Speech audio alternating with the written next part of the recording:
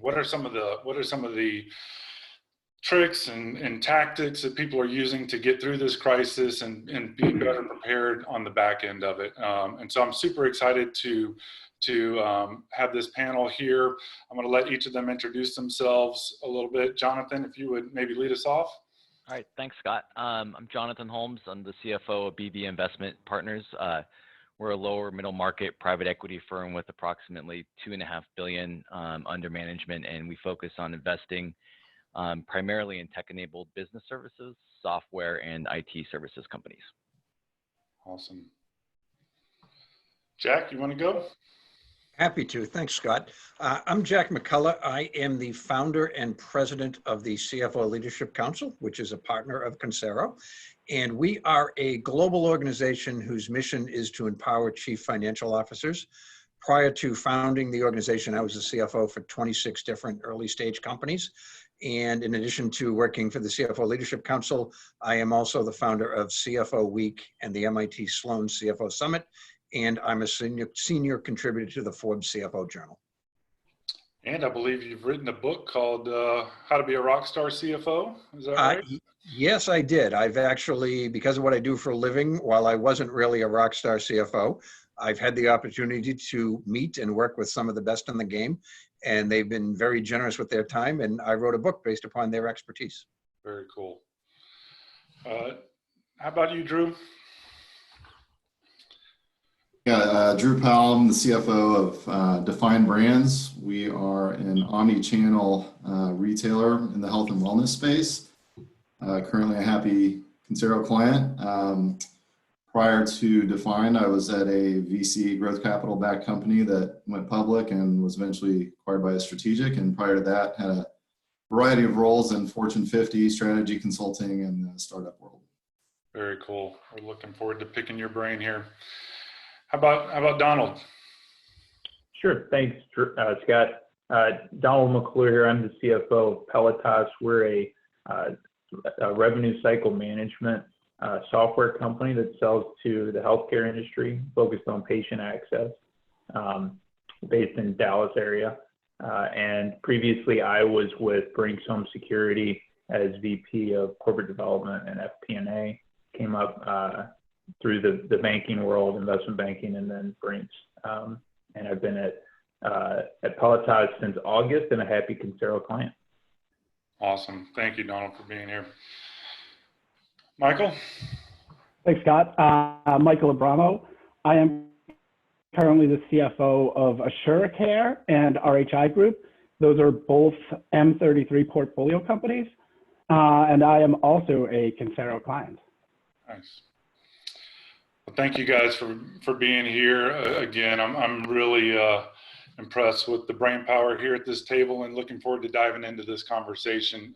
We're going to break this into 4 parts, 4 major themes. The flow of conversations going to go back and forth here, but the main things we want to talk about a little bit is business continuity planning, cash management in these times, how to scenario model and be thinking about knowing where the business is going and how to look at different drivers and things that will help you survive after we get through the crisis here. And then also, how do we go on the offensive? What are some things that we can look at in terms of either pivoting the companies or taking advantage of the current situations to grow the companies afterwards? And what we'll do is we'll have about 50 minutes of discussion and dialogue here between the group, and then we'll open it up for questions on the back end. So if you have any questions, if you're a listener and you have any questions, feel free to type those in. We'll try to get those to those at the back end of the conversation here. Jumping in, I guess first question I would ask is, is we started to see the virus crisis hitting and COVID coming down and literally starting to think, okay, we may have to go from working in the ways we've worked for the last, hundreds of years to having to figure out how to work at home. How has the lockdown impacted your company's ability to meet the demand and maintain the same customer service levels that you've had? Drew, any thoughts on that one? Yeah, so I'm not sure exactly the the demographics of the broader audience, but we're a little different than a lot of tech companies in that we have physical retail locations. So we were deemed an essential service, but our locations aren't necessarily what I would consider a destination in these times for people. We're not really a Costco or anything like that. So, you know, from a demand perspective, it's obviously lessened in physical retail and it's transitioned to online. So for us, the supply is there. The demand is really us trying to figure out, you know, how do people want to receive our products in a contactless scenario, and how do we keep their safety safe? So we're really not having any trouble meeting demand just because it's lower, but what we are struggling with or have really come up with some good solutions is how to maintain customer service levels, because our business is very much high touch and we're no longer able to do that with our customers. We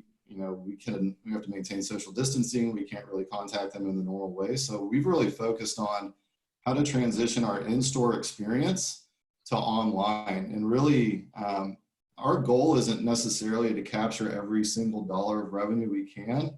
It's more, how do we create a positive customer experience or a positive anything for them without even selling our product. It's really trying to create a community. And for us, it's, like I said, it's not trying to capture every dollar. It's really just trying to be a positive light in this scenario that everyone's in.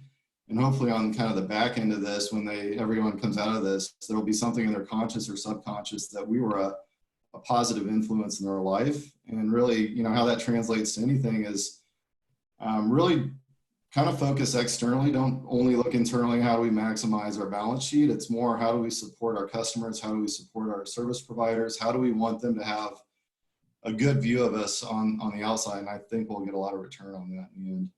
Yeah, that's great, Drew. And Jack, I thought you had some thoughts when we talked last time about just, you know, how to handle your team in these situations when you're working remote. And you want to touch on that? Yeah, sure. And, you know, it's one of those things, like all of a sudden everybody is, you know, working from home, and that unto itself is a huge disruption. But then you think about all the different sort of challenges that your team is going through.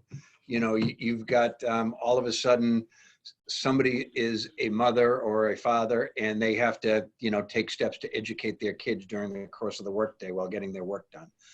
You know, you've got people, somebody might be a parent of a special needs kid, or they may have elder care issues. Or you may have an employee who lives alone in an apartment and she's kind of losing her mind because she has no outside contact with the rest of the world. Right. So you need to sort of take all of these things into consideration with your team and sort of, you know, understand you know, everybody's going through challenges that you're not aware of. But, you know, most importantly, support them, let them know they got their back, and trust them. They're going to get their work done. They're probably not going to get their work done between the 9 to 5 schedule that you might prefer and you might, you know, might not be used to. And the other thing is, no one's looking out for the boss in this situation. So, you know, there's been a lot of talk for years, and most of the folks here are CFOs, about this important and strategic partnership between the CEO and the CFO. But remember, just because he's a president, he's got the same issues as the rest of us. So just make sure that you know that you have his or her back when you're talking to them, that, hey, you're human too. You know, you've got to take care of your husband or your wife or whatever, and let them do that and let them know it's not a disaster. Yeah, that's awesome. Thanks for that, Jack. How about, you know, how easy or hard was it for you to operate your finance function once you realized, hey, we got to get to a remote setting and we got to get there fast? How did that go for you guys?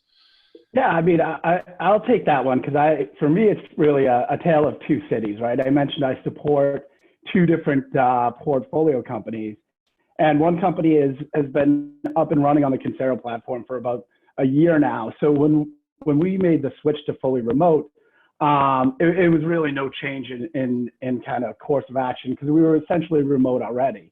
However, the other company that I just started supporting is currently on a single license desktop QuickBooks ledger. I'm having to go into the office on a weekly basis, print checks, scan invoices around the company to get approvals for accounts payable. So it's very manual, and it's definitely been challenging. And I think, we knew that the back office needed some upgrade from a process and technology perspective. And we were thinking more of the Q3, Q4 timeframe. However, due to this crisis, I think we realized we needed to expedite that. And, we used this as a catalyst to basically move to Consero quicker than planned. And, I think as such, going forward, the good news is both companies will be able to be supported remotely. So I think it really depends on the organization, right? And so one was very smooth and one has been a little bit challenging. Yeah. Jonathan, I think you had a little bit of an experience trying to get things working remote as well. Is that right?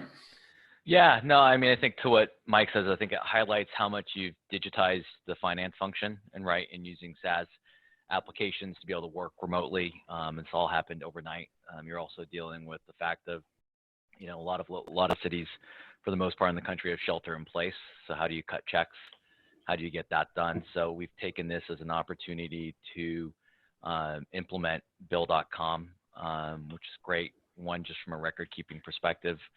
We'll probably be spending less on Iron Mountain storage, every month than just moving things online, which will make it easier to access. And we're able to get that set up really quickly. But I think it highlights more of just long term, how are you set up? How are you retaining data? How are you able to access it? And I think, for us, it's gone well, but I think it's one of those things as this evolves and goes out from a longer period of time. It's kind of proven out people's business continuity plans from that perspective. Yeah. And I think we're on week 7 of working from home. So at this point, I think for the most part, we have it worked out and, and it's working well. And one of the things I would say in terms of what Jack talked about and staying in touch with people, I mean, we only have 26 people in our firm, so it's a little bit easier to do this, but we do a virtual happy hour every week. And I know a ton of firms have done trivia, just trivia game, online trivia. And so depending on your size, obviously that can be a little unwieldy, as we've seen all the Zoom galleries. If you have 50 people up there all trying to talk at the same time. But it's a good way, I think, also to stay in touch with your people, because everyone is working, really hard right now. They're managing a lot of other life circumstances on everything. So I'd say, it's just a way to kind of touch base and, have a light moment, even though it's not the same thing. Yeah. Exactly. It's only been 7 weeks. I thought it was about 9 months. It feels like it. Yeah. Wow, this is really dragging. Yeah, I think, like you said, Jonathan and Michael, it just seems like it's accelerating the move to the cloud, accelerating the move to digital processes across all industries. It's kind of letting people, I think it's going to advance things a lot, on that side. How about as we think about, getting back to work? I mean, some states are starting to lift some of those stay-at-home orders and looking at getting back to the work. Are there things we need to be thinking about from a business continuity planning perspective, and even just our offices and those kind of things? Yeah, sure. I'll jump in on that one. We at Pelotas, we're a fairly white collar organization. It's software developers, it's project service teams that are doing implementations with our hospital clients. So maybe a little bit unique, but probably resonates with a lot of the audience here. So we've been able to go home pretty effectively. It's been easy. I think when we're starting to think about coming back, Texas is actually starting to open things up tomorrow. But as a leadership team, we've just tried to stay in touch with our colleagues, sort of take their pulse on how things are working for them, what their needs and concerns are, sort of keep those lines of communication open, like Jonathan said, with happy hours and whatnot. But we've decided to just delay for an extra month because we don't really have the need to be back in the office. So we're going to delay an extra month, come back June 1st at the earliest. But I think the message was that it's really just all about communication with our colleagues and figuring out what works for them, what works for our business. And then I've also seen a lot of resources out there. I got something this morning from my audit firm that was just sort of going through a checklist of things you need to think about as you start thinking about coming back to the office. So, what are you going to do if people get sick? Do you want to take people's temperature every day before they come to the office? Do you want people to self-report or not? Do you want to buy protective gear and supplies and have that available at the office, or do you want them to bring their own masks and things? There's definitely a lot to think about, but there are resources out there. You don't need to sort of build it from scratch. There's definitely some stuff out there that I've seen to help think through these things, and just setting expectations with our colleagues for if they do get sick, what do we want them to do? Stay home. If they have someone to take care of that's sick, how long do we want them to stay away from the office? Things like that. Yeah. Thanks for that, Donald. Scott, you know what? Go ahead. I was going to say one of the things that we're doing at both RHI and AssureCare that's working well is we've actually had we've established back to work committees that have members from across the organization. So those committees are meeting to kind of get people's concerns figured out, and using that as a tool to take the temperature when the right time will be to get back to the office and at what level, and incorporate a lot of things that Donald said. So I think that could be a useful tool for folks as they think about opening up.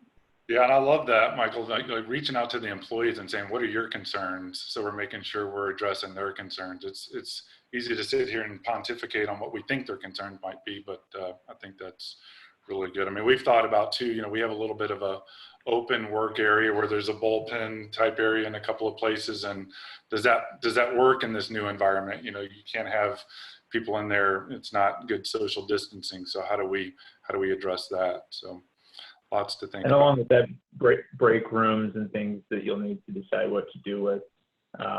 Those are all things that are on our roadmap to get sorted out during the month of May. Very cool. Good. How about as we get into thinking about cash? I mean, obviously, when any type of crisis hits, we're all stopping and going, well, hey, what are we going to do about cash? Let's make sure cash is king. Obviously, how do we handle this? How have you guys? I guess let's talk the first part on the cash pieces. Are you guys seeing any success with getting some of the government aid programs, and how is the PPP program working? Jonathan, I think you've got a pretty good view on those. Yeah, we've spent a lot of time thinking about it. For most private equity firms, most of the portfolio companies were excluded from participating just due to the affiliate definition and all the companies getting aggregated and having greater than 500 employees. We've had a few companies based on certain qualifications that have been able to participate. I will say there has been trouble, obviously, with some of the larger commercial banks in accessing it. We're seeing a lot more, a lot quicker response from the regional and the community banks in terms of processing those loans. The other thing that I think everyone's been dealing with throughout this is just the additional guidance that's constantly been coming from the SBA and the Treasury. In fact, there was just additional guidance that came out either yesterday or the day before, where they talked about, the documentation in terms of, it's really important to get access to that cash, but you also need to contemporaneously document why the company needs it to support ongoing operations and what it means for other access to credit in terms of cash balance of the company, undrawn revolvers, et cetera. Munchin said that they're going to audit every loan that's greater than $2 million. So I think the expectation is if your company's getting a loan, they've already told you loud and clear that it's going to get audited. We don't know how many years that will be from now. And obviously hindsight's 2020. So it's making sure you document that, as well as, the guidance we're getting from our council is making sure you use as much of that for payroll as you can in terms of the loan forgiveness aspect of it, which is really appealing to many companies and very, very helpful in keeping people fully employed. The guidance was that you could get to 75% of that forgiven. They're saying now is put that in a separate operating account.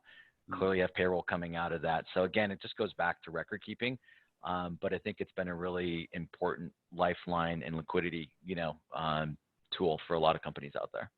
Yeah, makes sense. And I think we're starting to see that and do that for some of the companies that we work with, Jonathan, in terms of when that PPP money comes in, put it in a separate account, make sure that just payroll and rent and the types of things that are covered by it go out. So it's a easy audit trail. Yeah, I'm not one, Scott, to praise Washington, D.C. very often, but I got to give it to them this time. They did it. It wasn't perfect, but they did it really quickly. And, you know, this was the big defining issue for our members when it came out. I mean, we have this thing called CFO Connect where the members advise one another on what they're going through. And it blew up that week because it was literally the biggest thing. And it saved a lot of my members' companies, literally. I mean, you know, they might not have existed without it. And, you know, candidly, the application, if you've ever gotten a credit card or rented a car, the application to get a credit card or rent a car is more complicated than this loan application, which gives you hundreds of thousands of dollars. I mean, you got to give it to them. They responded quickly here, and they saved a lot of companies, at least, you know, for a couple of months. Yeah. Drew, were you guys able to tap into it, and what was the process like, and any things you would want to highlight from it? Yeah, I mean, for us, it echoes a lot of what Jonathan was saying. We actually had parallel paths going where we were working with one of the large banks. And then we also had a local community bank that we had a personal relationship with.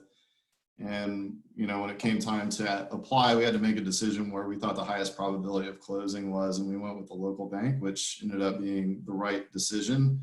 I think what it does highlight is kind of the necessitation for having strong relationships put in place, what, you know, just to kind of have in your back pocket for when you need them, whether that's attorneys or banks or anything like that. And, you know, you can't wait until it's too late. And unfortunately, I think a lot of people learn that if they weren't a customer or anything like that, then they just weren't going to get prioritized. The only thing we're struggling with a little bit is kind of the moving of the goalposts from, you know, what's required for forgiveness and things like that. You know, rightfully so, they moved quickly, but I think when you have lawmakers that probably oftentimes don't have any real business experience, they didn't think of the unintended consequences or of what they were really writing. And now they're trying to walk a lot of that back. And unfortunately, a lot of businesses, including ours, have made decisions based on what the guidance was at the time. And that's kind of being unwound. And so the goal was to keep people employed.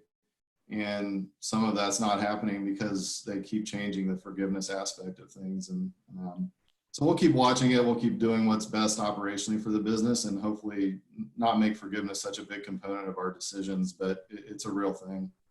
Yeah, makes sense. What other steps aside from, you know, the PPP program and some of the government aid things, what just internally, what kind of things are you doing to strengthen the cash positions? Yeah, I can kick that one off. So we fall in the category that Jonathan was talking about, where we, you know, as a private equity-backed company, we didn't have access to the PPP, but we've tried to stay abreast of the other programs that are available. I think that the main one that we'll qualify for is if we have sick leave related to COVID. You know, we've set up a code in our HR system so that people can track that separate from normal PTO, and it'll provide that documentation we need to be able to get some funds for those. But outside of that, you know, I'd say keeping an open line of communication with your bankers. You know, you don't want to be afraid of them. They generally don't want to take the keys to your business if you're having issues. And so staying, you know, ahead of things so they know what's going on, keeping them in the loop is generally a good way to go. And then you can work through things. Everything can be negotiated, and particularly now people understand businesses are struggling, but you know, they want to be able to service you down the road too, and continue making interest and fees off of your business. So you know, they want to maintain that relationship. So working with your bank, know what's available. You know, if you need to do a defensive kind of draw on your revolver while you still have covenant capability or covenant capacity to do so. I know that's the thing that a lot of companies have done. And then, you know, we've looked at our discretionary expenses. Obviously, I think all companies have been doing that. And then the last thing is just for our clients, you know, they're big hospitals. They are very much operational, you know, still in business. So we're very fortunate from that standpoint, but keeping a really close eye on our bigger clients and having an open line with them so we know if they're going to have cash flow issues that are going to impact our collections. so that we, can plan around that as much as possible. Very cool. Thanks for that, Donald. How about on the landlord side? I know there's a lot of talk about rents and being able to maybe go to landlords and have some conversations. What have you guys seen there? I mean, we haven't had any direct discussions. We've talked to, on behalf of our portfolio companies, we've talked to commercial real estate brokers to get a sense of, what are tenants doing in today's market. And I think a lot of it, what we've seen that's most common, if anything gets done, is rent deferment, not rent abatement, not free rent. But a lot of it comes down to what the landlord's capital structure looks like too, in terms of how much debt do they have the building, how much do they need to service, what is the financial position of your company? Are you going to have to disclose financials for that? So a lot of it we found from talking to the real estate brokers is also how you approach the landlord to have those discussions. I think the tone of those conversations obviously help, but at least from what we're hearing initially is that people are just getting maybe some short-term deferment, but it ultimately gets tacked on through potentially lease extensions or, or just down the road a few months. Yeah, makes sense. So how about on the retail side, Drew? You guys see anything different there? Yeah, no, it's pretty similar. I'd say we have 50 data points at this point with all of our locations. The majority are definitely preferring deferral. I would say maybe 15 to 20% have actually accepted some sort of abatement, and so that's generally what we lead with. We'll go with no rent for May or June, or 50% or something like that, just because free rent's better than deferral.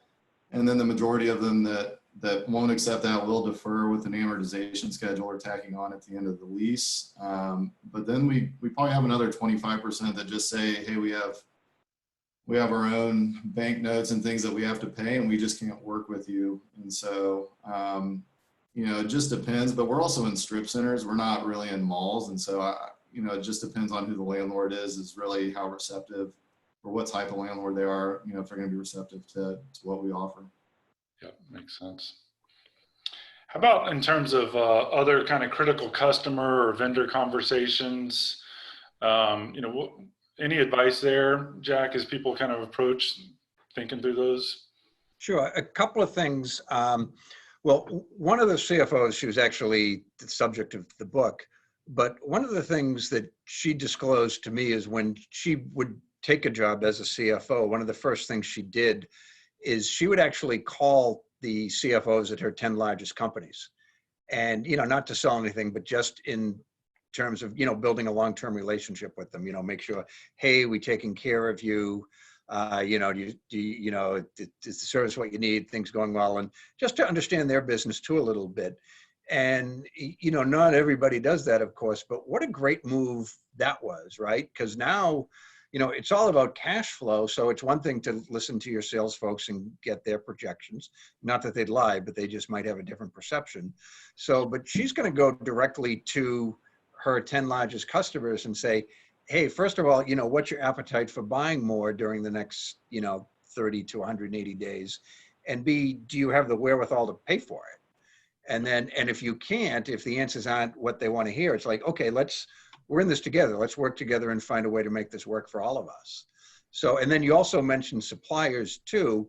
And, what I'd advise is resist the urge to put your suppliers out of business just for your own short-term cash flow benefits. You probably have some leverage. You can be a real jerk if you want to be, but there's going to be life after COVID-19, and you want all of your strategic partners to be by your side, alive, healthy, and like working with you. So this is one of those times that you can define your character to your partners a little bit through your behavior. Yeah, it makes a lot of sense. Thanks for that, Jack. How about, nobody likes having this conversation, but when thinking about other cost-cutting measures, if you do have to get into employees, I mean, employees are generally a big cost component for most companies. I think across the portfolio of companies that we work with, we've kind of seen about 15%, have to do layoffs. Another 40% are probably doing hard hiring freezes. Anything to think about there in terms of layoff or furloughs? Any thoughts on that? You asking anyone in particular? Yeah. Jonathan, do you have anything on Yeah, that? yeah. I mean, we've gone through that, evaluation. I mean, it's been a discussion at a number of our companies. I think I think where you're in the situation where you're going to have to reduce cost and reduce headcount, I think the question you have to ask yourself is this, again, and this is the crystal ball answer, I think, for all of us right now in the economic environment we're in is like, how long is this going to last?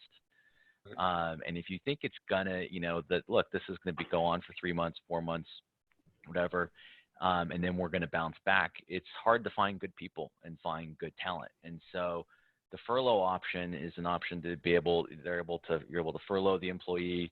They stay on your payroll from like a payroll perspective, even though you're not paying them for that time period. They can file for unemployment, which I think is the case in most states. Again, unemployment gets state by state, so I'm not an expert in every state, but I know some of the ones we've looked at. So the employees are still able to file for unemployment and get those benefits. And then we've had companies keep them on the books for healthcare, which is easier versus putting them on COBRA, and still say, you know what, we'll pay the employer share. So obviously a reduced cost, and then the employee share will have you make up a couple months out, after you come back, but over a set period of time. So that's a benefit in furloughing. Also, with layoffs, you got to pay out accrued vacation, accrued sick leave, so that also can have a bigger upfront cash cost as well as on the talent side. So you got to kind of balance everything. But it's an exercise that, a number of our companies have had to go through and think about. And how about on the deferral of the payroll taxes? Is that something that's generally recommended? We've been recommending it to every one of our portfolio companies. I mean, it's to be able to defer the employer share of payroll taxes. I mean, that's affecting with half due at the end of 21 and half to due at the end of 22. It's effectively, we view it as an interest-free loan.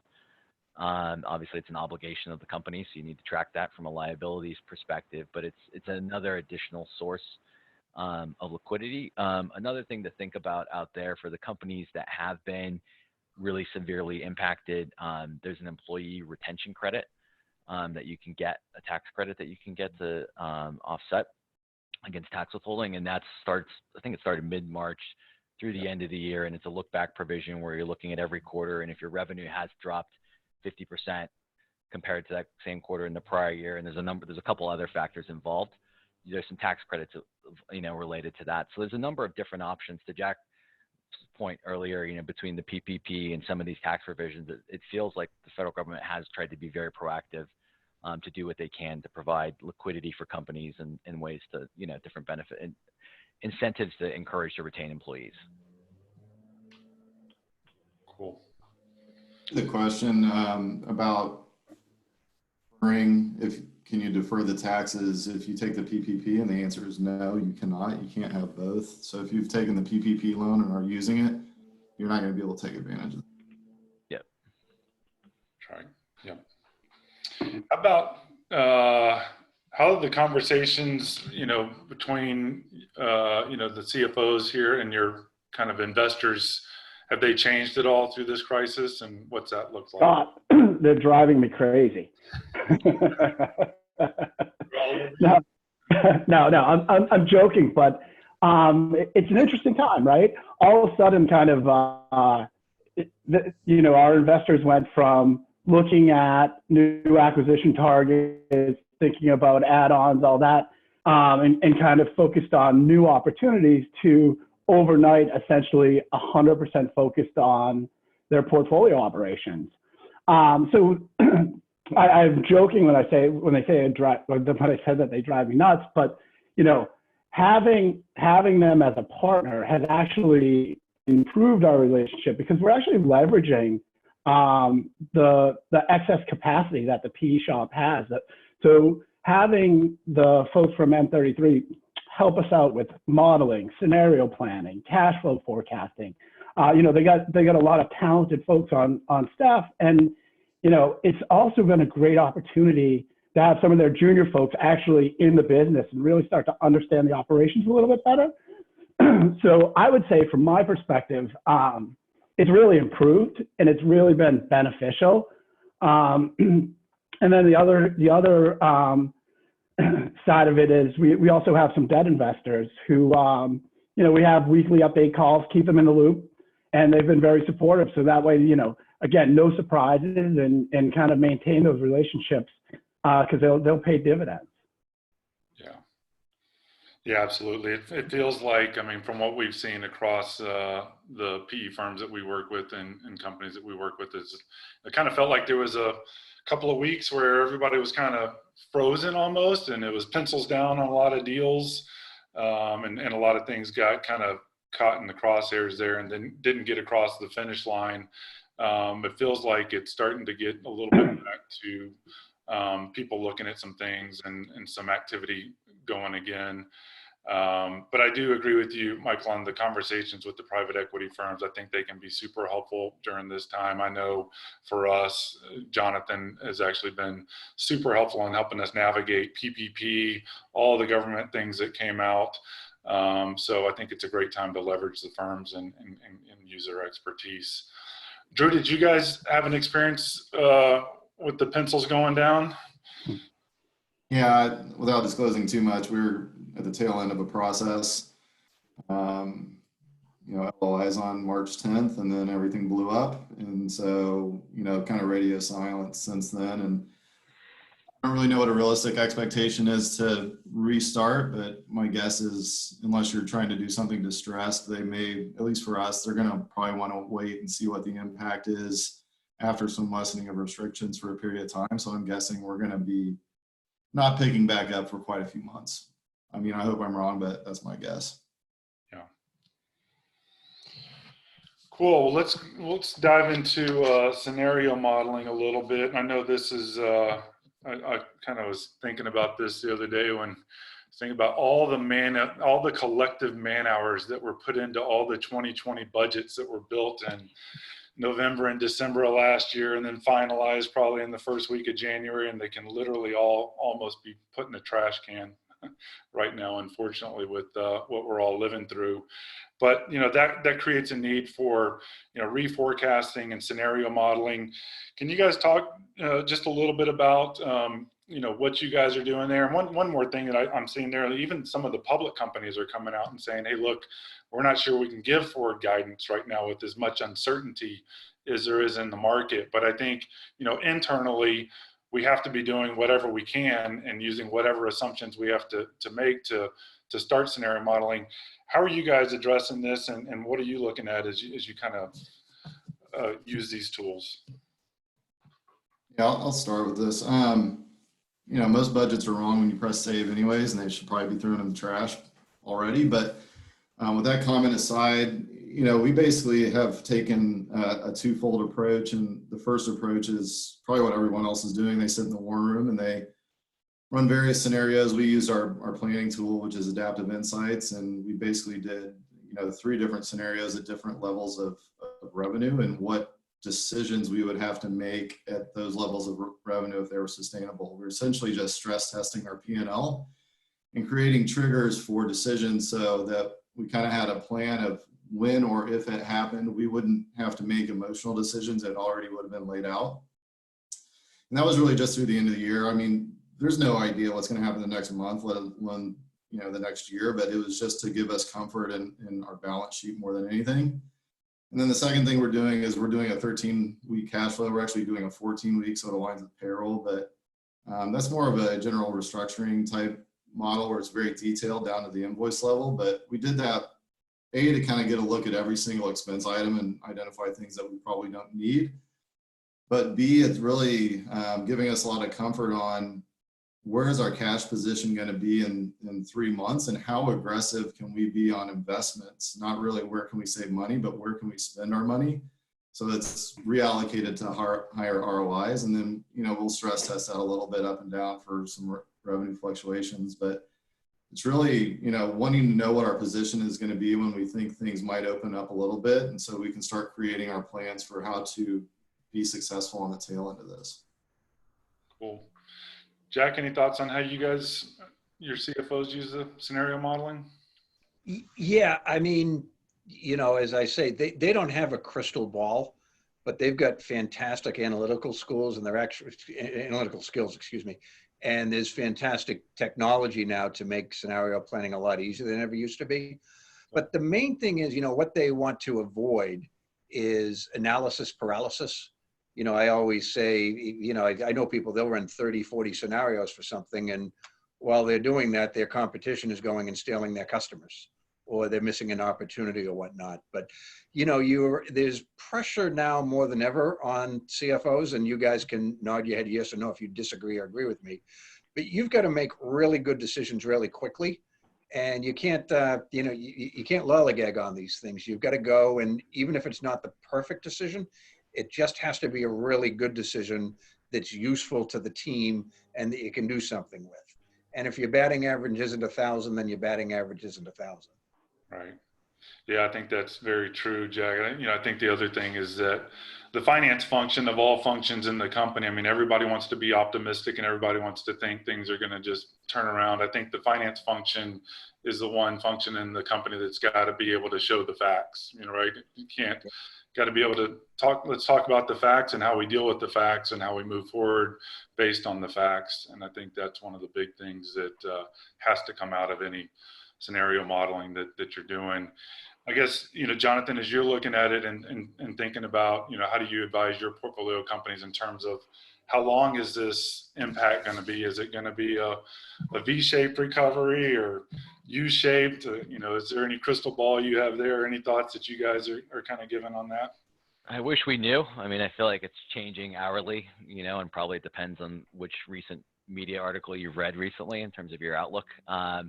Initially, it was V-shape. I mean, I think realistically, you're looking at this for more of a U, but you got to run like everyone's talked about. You got to run the L, right? You got to be prepared, and so we've had our focus with the companies, and the good thing with taking the long-term horizon is more of just what are the short-term issues? Are you going to have any covenant issues based on what you could see this year?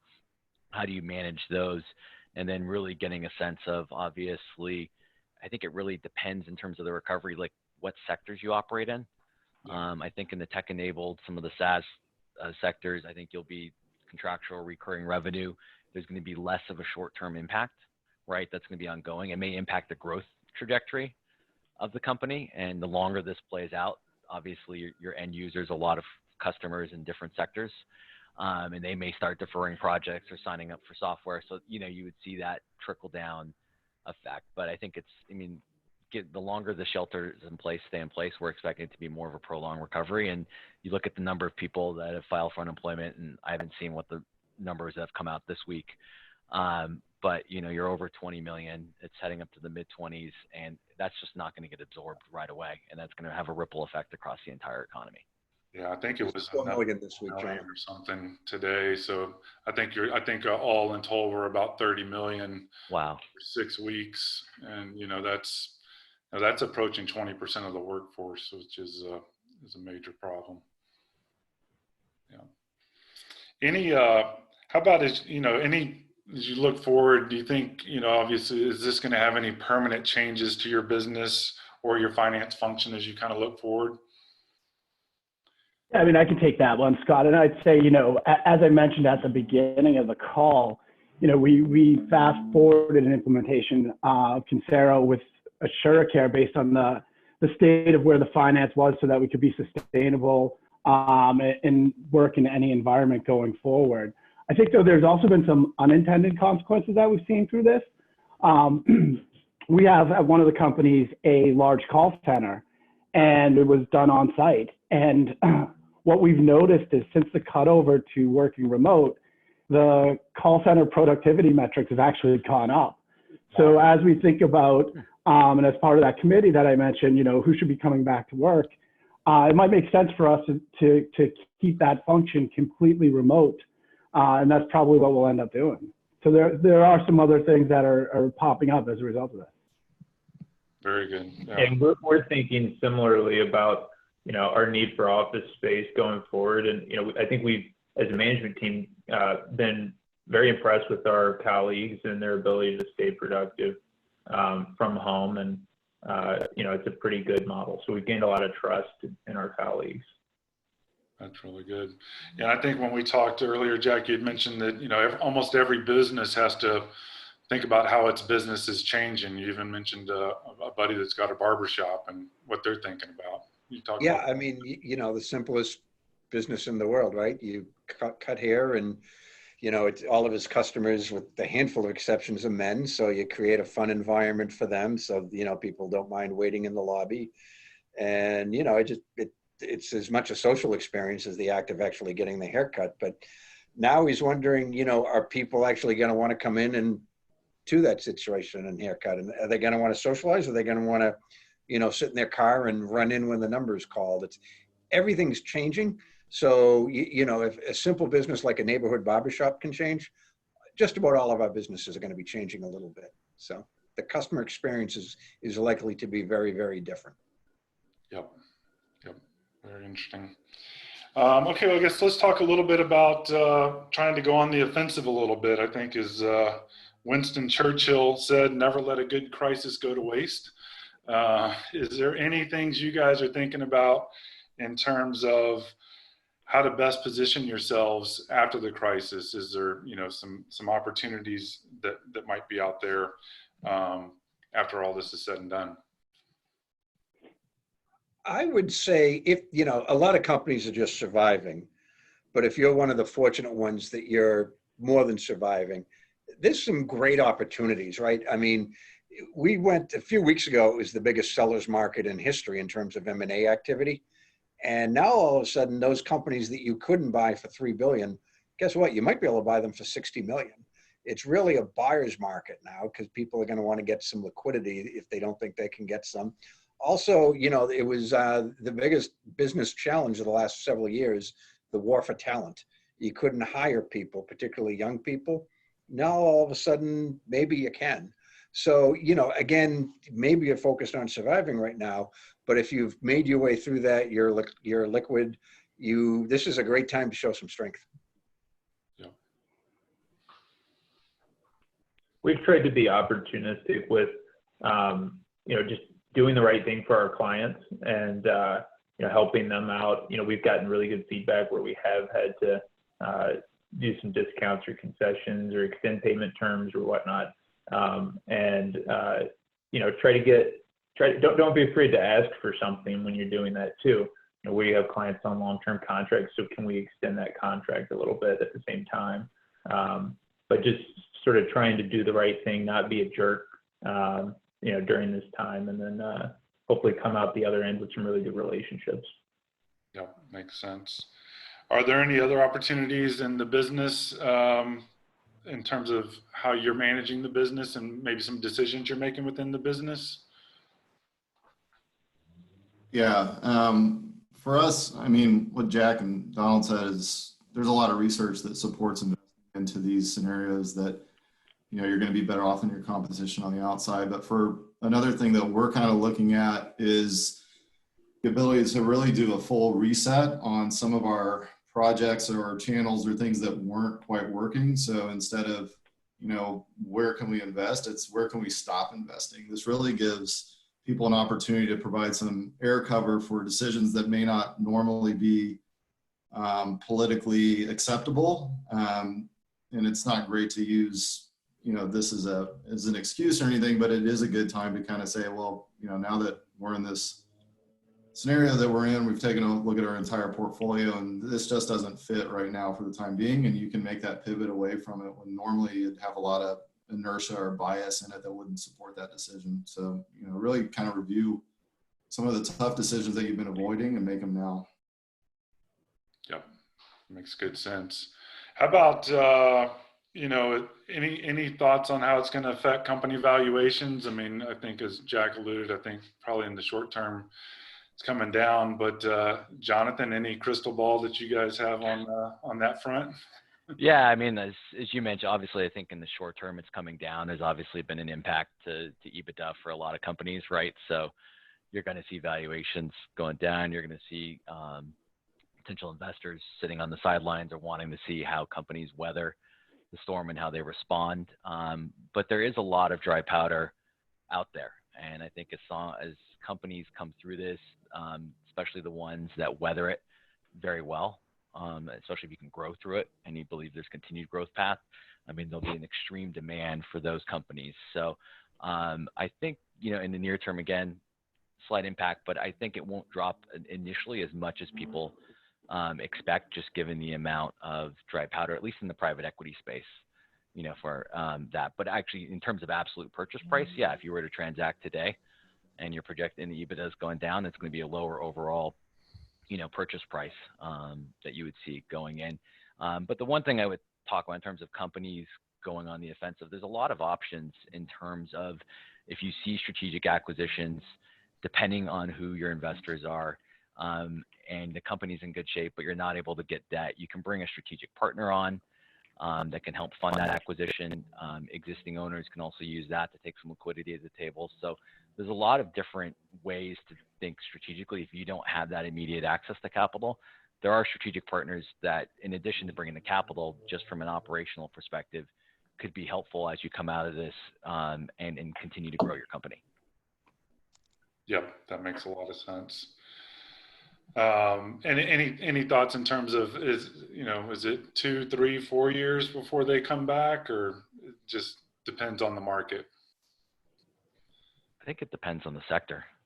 Yeah. And I think that's really different sectors are being impacted. Obviously, restaurants and hospitality is a whole separate ballgame, at this point in terms of when they bounce back and get going. But we're seeing, on IT services companies and so forth, again, when you have the software angle, those companies, I think, will come, grow quicker than you think they will. Yeah, that's good to hear. Well, cool. I think maybe let's open it up for questions here. I think, Bridget, you said there was a few questions coming in. We had a lot of questions that were actually answered as you all were speaking, so great conversation. Thank you, Brian, in the group here. He has a couple of questions. Has anyone stopped 401k match or reduced employee pay versus headcount? I can answer. We did look at 401k match as one of the more discretionary items, and that's something that we've suspended for the time being. We thought that was a better approach than direct pay reductions or layoffs or anything like that, which we didn't feel like our situation warranted, but it was a prudent measure to save a little bit around the edges. Another question coming in, Drew, or Donald, this might be for you as well. You spoke about discounts. This question is from Terry. Our companies are offering lots of discounts and deferred payments. How do we plan and shore up for that? My concerns are, will the discounts ever be going to be removed, or will this revenue be collected? Yeah, and I did speak about that. Hopefully, I think we're in a little bit different spot with our clients being hospitals. So we're very confident that they're going to have the money eventually. So we've done some, payment terms kind of things, and hopefully we don't have a lot of my clients on this call that are now going to ask me for discounts. But we've done a little bit. I don't know if some of the other industries are having to probably do more extreme discounts than we've done. And Drew, as you look to for retail to start and reopen, what are you generally modeling to be back at? 100% of customers being in the location? No. I don't really have any idea. I mean, my view for our specific type of customer is a very unique demographic. And so I think a lot of them are in the younger age group. And so they may be less reluctant to stay at home, but at the same time, a lot of our customers have probably never purchased online on a consistent basis. And so their purchasing behavior is definitely going to change. And so not only are you going to have the people that aren't comfortable being in a public space, but we're going to have people that have changed their purchasing patterns. And so we're not expecting to get back to 100% for quite some time. The only caveat to that is a lot of our competition is probably not going to survive. And so if we're able to access more customers, then it might soften the blow a little bit. But from a retail perspective, I mean, people aren't going to be rushing back to the stores for, I would say, months. And then if you get the second wave and all that stuff until a vaccine, it could just be ebbs and flows. We have a final question coming from Evan. The shift to automation and remote working is being accelerated by the crisis. We certainly do see that. What are your thoughts on what this means for the type characteristics needed in finance and accounting employees going forward? Any thoughts on retention challenges after reaching some level of normalcy? Want me to take it? Sure. Yeah, I think it was trending that way anyway. I mean, Generation Z, which just started entering the workforce, and they're going to be a dominant generation. There's more of them than there are baby boomers, so they'll soon be the biggest generation. But they're extremely technologically savvy, and they don't really understand why we want to go to the office anyway. So companies that wanted to hire Generation Z were going to, give this option anyway. That decision has just been accelerated. Candidly, it's old farts like me. Did I just say that? It's veterans like me that have been holding that process back. But trends were going that way.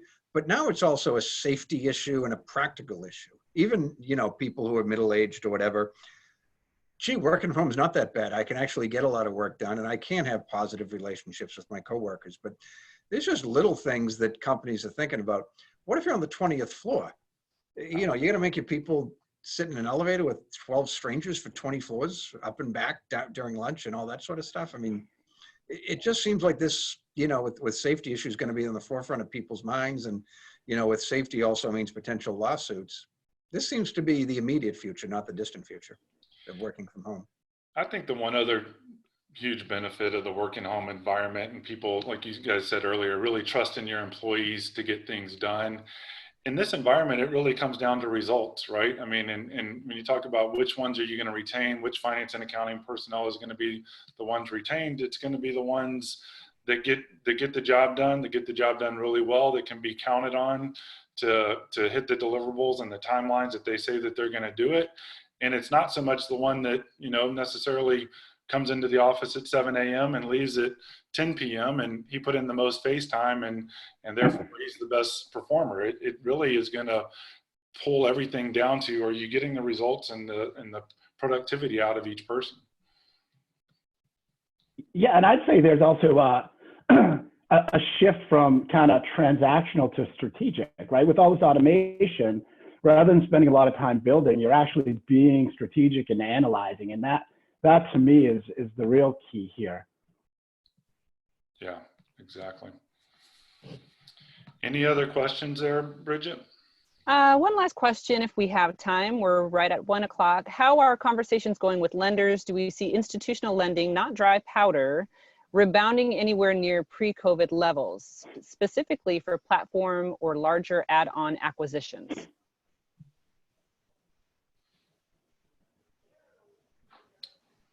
Jump in. I mean, I think we're at least in our discussions with, we have a lot of relationship lenders with the institutional lenders. It's definitely slowed down. Obviously today, if you tried to get a deal done, you're not going to get the debt. It'd be hard to get the right level, the leverage you would have had a couple months ago. That said, we just did a new investment last week. We did a new loan, obviously at lower leverage levels than you would have seen in the past. So I think that will come back. I also think the Fed just announced another update today on their Main Street lending program. They've now got 3 buckets: the new loan program, the expanded loan, and a prioritized one. So I think they're trying to encourage the banks to continue to lend and provide liquidity into the system. And for the expanded and the new loans, the Fed is creating an SPV that will buy 95% of it. And so the existing lender will only have to keep 5%. The prioritized allows a little bit higher leverage, and the banks have to keep 15%. So I think the Fed Main Street program isn't fully rolled out yet, but I would expect that to kind of help keep this institutional lending going and capital available for companies. Cool. Thanks for that, Jonathan. Well, I guess that has a wrap. That's wrapped up here. I just want to give one last big thanks to the panel here. Really appreciate your time. Thank you for letting us pick your brains. A lot of great brain power and thoughts here. So thank you for your time and all the good things. Appreciate everybody attending, and hopefully everybody's staying safe, and we'll all try to get this economy going back as fast as we can. All right. Thanks for the opportunity, Scott. Bridget. Thank you, Scott. Thank you. Thank you, gentlemen. Thank you. Thanks.